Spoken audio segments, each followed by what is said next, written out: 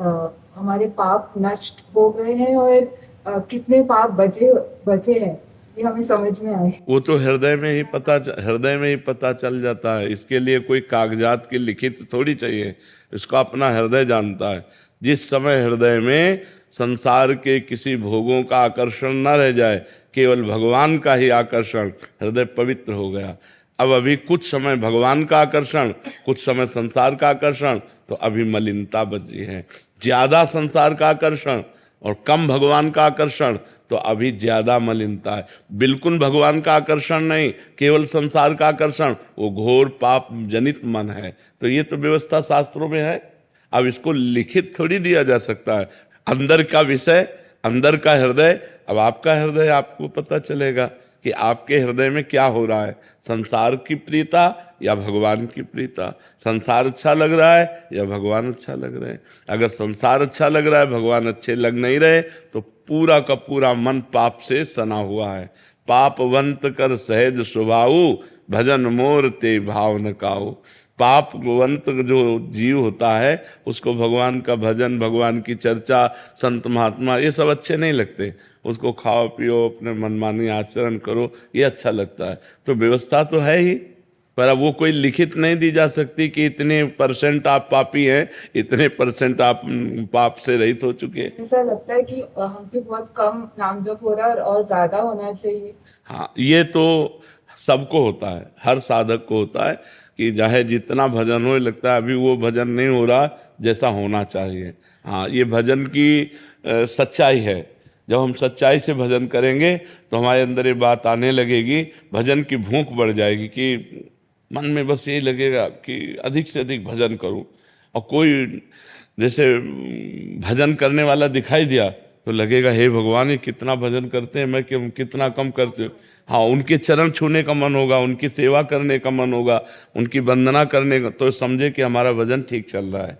जो भी भजन चल रहा है हमारा, वो ठीक चल रहा है। किरण जी ग्वालियर से। श्री हरिवंश महाराज जी, गुरुदेव भगवान, मंत्र मिलने के बाद बहुत से विकारों से मुक्ति मिल गई है, लेकिन गुरुदेव भगवान चित्त की एकाग्रता में अभी भी बहुत कमी का अनुभव करती हूँ। गुरुदेव, जन्म जन्म की विकारों से मुक्ति मिल जाए और पूर्ण शरणागति प्राप्त हो महाराज जी, इसके लिए और क्या करें? जो भजन है इसी को अधिक करो, अधिक समय तक उठते बैठते चलते फिरते खाते पीते सोते जागते हर समय यदि नाम धन एकत्रित हो जाए हमारा, तो हमारा मन भी निर्मल हो जाएगा। और निर्मल मन होने पर फिर निर्विकारता होती है, कोई विकार नहीं रह जाएगा। मन को स्वाद मिल जाए भगवान के नाम का, तो इसे ब्रह्मादिक के भोग सब विषम लागत ताए, नारायण ब्रज चंद की लगन लगी है जाए। जिसे भगवदानंद मिल जाता है, फिर ये विषयानंद अच्छा नहीं लगता है। इसलिए भगवदानंद के लिए अव्यावृत भजनात्, अखंड भजन करो। जितने आचरण करो वो पवित्र होने चाहिए, कोई गंदी बात नहीं होनी चाहिए जीवन में। और जो कर्म हम करें वो भगवान को समर्पित कर दें, तदर्पिता अखिलाचारिता। और हर समय भगवान का नाम जप करें, भगवान की लीला कथा सुने, भगवान की सेवा करें। अगर हम ऐसे चलेंगे तो दीर्घ काल तक, ये नहीं कि 2 4 10 दिन में, दीर्घ काल तक ऐसे करने के बाद हम देखेंगे कि हमारा मन प्रभु में लगने लगा है। हम देखेंगे हमें आनंद आ रहा है। हम देखेंगे हमारे अंदर जो पहले विकार थे वो अब विकार कम हो रहे हैं, धीरे धीरे नष्ट हो रहे हैं, हमारी आध्यात्मिक उन्नति हो रही है। पर हमें लगना पड़ेगा। परहेज ये कि कोई गंदी बात ना होने पावे। गंदी बात अगर है तो जैसे घड़े को हम भरने की चेष्टा करें, लेकिन उसमें छेद हो तो निकल जाएगा।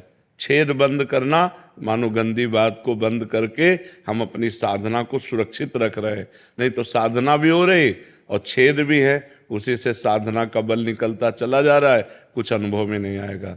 पहले गंदी आदतों को छोड़े, जो शास्त्र विरुद्ध पापाचरण है वो हमसे ना होने पावे, और हम खूब डट के नाम जप करें तो हमारा मन शांत हो जाएगा, हमारी स्थिति बन जाएगी, हमें भगवदानंद की अनुभूति होने लगेगी। करुण वर्मा जी सूरत से। महाराज जी, आप कह रहे हैं कि आप जब राधा राधा नाम जप करते हैं तो इन्हें लगता है कि इनके अंदर एक एनर्जी सी आ रही है, एक पावर सी आ रही है और इनकी बॉडी में भी वैसी पावर आने लग जाती है, और कहते हैं कि किसी का चेहरा दिखता है और इनकी आंखों से आंसू आने लग जाते हैं। महाराज जी कह रहे हैं कि ऐसा क्यों होता है? बढ़िया बढ़िया बात है, बढ़िया बात है, बढ़िया बात है। अच्छा है, पवित्र हृदय है, इसलिए ऐसा अनुभव होता है। चुप रहकर इसे खूब जप करो अंदर ही अंदर, तो और अनुभूतियाँ होने लगेंगी। शांत रहकर, कहीं अभिमान ना आ जाए, कहीं हम दूसरे से अपने को ज़्यादा अच्छा ना समझने लगे। अगर ऐसा समझने लगेंगे तो फिर डाउन हो जाओगे, फिर गिर जाओगे।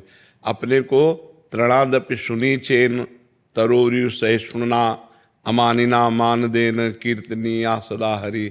जो अपने को तृण से भी नीच समझता है, सबसे छोटा समझता है, सब भगवान के स्वरूप हैं, हम सबके सेवक हैं, और वृक्ष के समान सहनशील होता है और दूसरों को सम्मान देता है, खुद सम्मान नहीं चाहता है, ऐसे का भजन आगे बढ़ जाता है। तो आप सबको प्यार सम्मान दो, किसी से सम्मान चाहो मती, और जो अपने अंदर भाव आते हैं उनको गुप्त रखो, तो वो भगवान के दिए हुए हैं। और भगवान को जनाना क्या, जब उन्होंने ही दिया है, और दूसरे को जनाने से क्या होगा? सम्मान ही तो मिलेगा कि अरे भाई बड़े भगत है, तो सम्मान मिला तो फिर नरक की वृत्ति आ जाएगी। सम्मान घोर नरक है, सम्मानम कल्याति घोर गरलम नीचापमानम सुधा। ये मान सम्मान नष्ट कर देता है भजन को, इसलिए गुप्त भजन करो, शांत होकर भजन करो।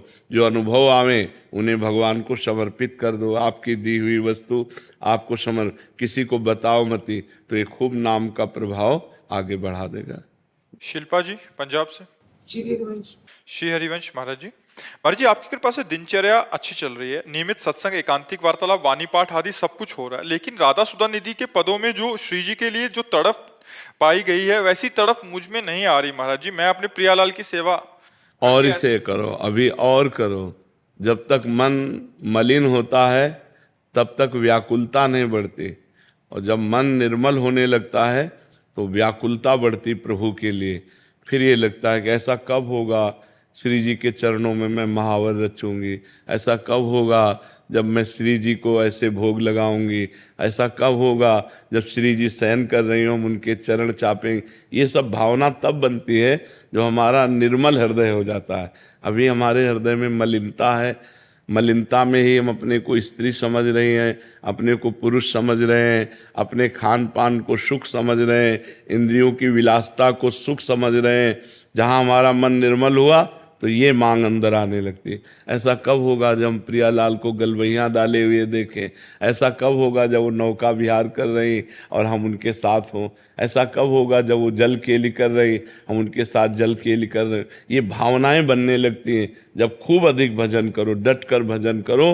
पहले माया मल का नाश हो, त्रिगुणमयी माया का, फिर त्रिगुणातीत भावनाएं। ये त्रिगुणातीत भावना है जो सुधा निधि में है, ये त्रिगुणातीत भावना है।